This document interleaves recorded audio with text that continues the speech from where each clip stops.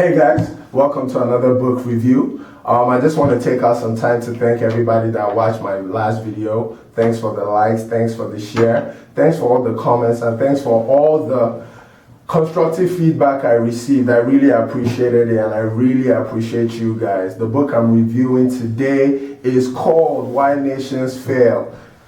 Let me put that close to the camera. It's a very interesting book that deals with economics, history, and politics.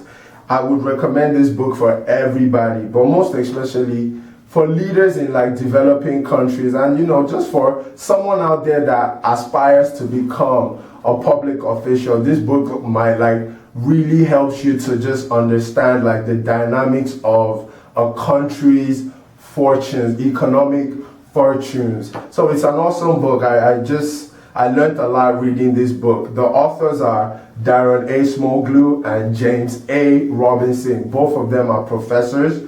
Professor Acemoglu is a professor of economics at MIT, and Professor Robinson is a professor of political science at Harvard. So I'm quite comfortable with the bold assertions they make in this book, because they make really bold assertions, and they have a lot of of course they have a lot of quantitative and qualitative data to back up the assertions they make. So the central theme of this book is to just explain why nations fail, why are some nations rich and why are some nations poor, regardless over time what causes nations to be on both sides of the spectrum.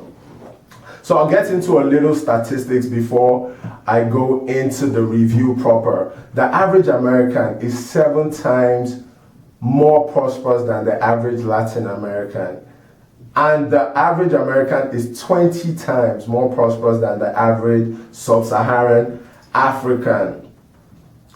The way the book defined a developed country or a rich nation is any nation that has a GDP per capita of $20,000 or above is considered a rich nation, a wealthy nation. And any country that has a GDP per capita of $2,000 or below is considered a third world or a developing country. I really don't like to use that word third world, but I'll be substituting third world for developing country in this book review.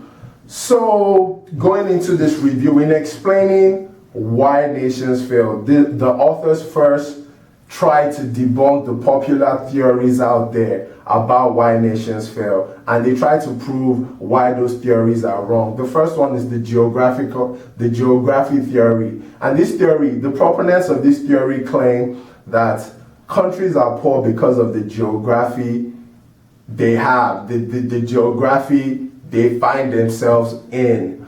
And the proponents of this theory, they give numerous examples. For example, a French philosopher, I can't remember his name in the book, he said countries that are in the temperate regions, in the warmer regions of the world, they just tend to be lazy because they have things easy. And that laziness, he said that lazy people usually get ruled by dictators eventually. So that laziness just helps them they don't have a good work ethic. And also because of the temperate regions, there are a lot of diseases that are much more prevalent in the temperate regions than in other regions of the world, like malaria. And he said those diseases affect the productivity of the labor force of those countries. But the authors of this book debunk that claim by saying there are other temperate regions, there are countries in temperate regions that are doing quite well, like Singapore and Malaysia, with all the same challenges that countries in Sub-Saharan Africa have. So they debunk that claim by that. The second popular theory people usually have why nations fail is the culture theory. And some people say there's something inherent in just groups of people that either give them a good work ethic or a poor work ethic. And for example, they said in the examples the proponents of these theories give is people that are just people that believe in myths and superstitions are usually more laid back about life, and hence they just have poor work ethic. But people like, due to the, and he gave an example also of Europeans, like the Reformation era just gave rise to Judeo-Christian principles of hard work and industry. But the authors of this book say that that theory cannot hold up, because there have been countries that have historically had the same culture but are on two opposite ends of the wealth spectrum. For example, Korea started off as one country before the Korean War that broke them into South Korea and North Korea. And he said it's obvious that South Korea is doing way better than North Korea, even though they started out with the same culture. So he said that the culture theory doesn't adequately explain why nations fail. The third theory people usually claim why nations fail is the ignorance theory, and this states that basically leaders of poor countries or underdeveloped countries have not been able to apply the right policies and strategies to combat market inefficiencies in their country. So why do nations fail? So the authors go into why nations fail, and basically they say nations fail because of the way their political and economic institutions are set up. And basically political institutions birth economic institutions, and the economic incentives in a country go a long way in making sure the citizens are adequately motivated to be educated, to save and to invest, to innovate and to adapt new technology.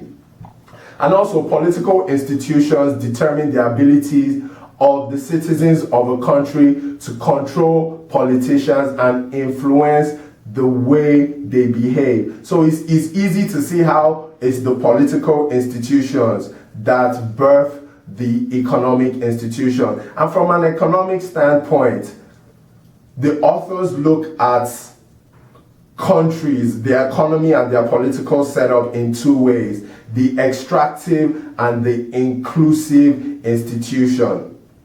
For the extractive institutions, those are countries that have their economic and political institutions set up to benefit the narrow few, a narrow group of people. And for inclusive, for countries that have inclusive institutions, they are set up to benefit a larger population, a larger number of the population. The authors also explain how countries that are extractive in nature and inclusive in nature came to be that way. And they talk about history of a lot of countries, but I'll just give two examples, and I'll start with the UK. Initially, the UK started off as monarchy, so it was the king's divine rights to order laws, to eliminate people he didn't like, or he had control of all the land, and the citizens just merely worked for him, and he just taxed them. And there was no incentive to work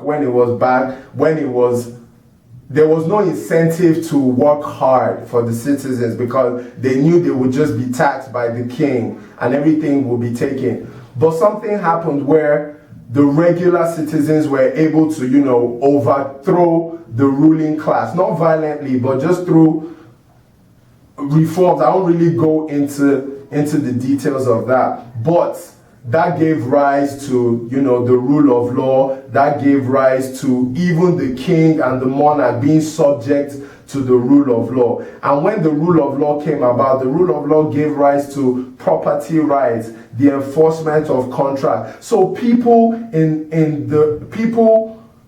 in that country at that time had sufficient motivation to work hard, because they knew if they worked hard, they can obtain property. The courts would enforce their contracts. Then the authors also went to give examples of countries that are extractive in nature. That's the countries that are just run by a narrow few, and power is just concentrated amongst a few people. And the classic case of that is any country that was colonized by a Western country. And he said, the reason why he said that was, these countries came into these countries colonized these countries, and they did that purely for economic reasons. They didn't do it because they loved the country. They didn't seek out the benefits of that country. And they set their political institution and economic institution to just be extractive for the people of that country to create or to produce wealth, only to have it taken by the colonial powers. And even after those countries gained their independence, because those countries, the colonialists ruled by proxy, the countries ended up still being in the hands of a narrow few. So those narrow few people, that's why you see a lot of countries in the world that are ruled by dictators, that are ruled by military dictators, because they were not well grounded in the rule of law. They were not well established politically and economically before the colonial powers left them. So that's why a lot of countries, you see that they just have a narrow few, and they just, the powerful people in that country just grant favors to their friends. They give monopolies to their friends, from the banking institution to the exporting institution to the importing institution. So that's why everybody remains impoverished. It's mutually exclusive. You cannot have economic prosperity and have an extractive institutions. So the authors of this book just tried to say, it's not a country. Countries are not predestined to be poor. They can change it. There are ways to change it. And usually, the ways to change those countries are usually by reforms, political and economic reforms. And the cornerstone to a nation's prosperity is pluralism. That is taking power and distributing it evenly amongst the citizens, amongst the people of a country, so that the citizens, so it's not just a narrow few people that have the power or the say so. Different groups of people have a say at the table on what benefits them and are able to influence the way political and economic institutions are set up. Thank you for watching. Please like this video, please share this video, and just leave a comment and let me know what you think. Thank you.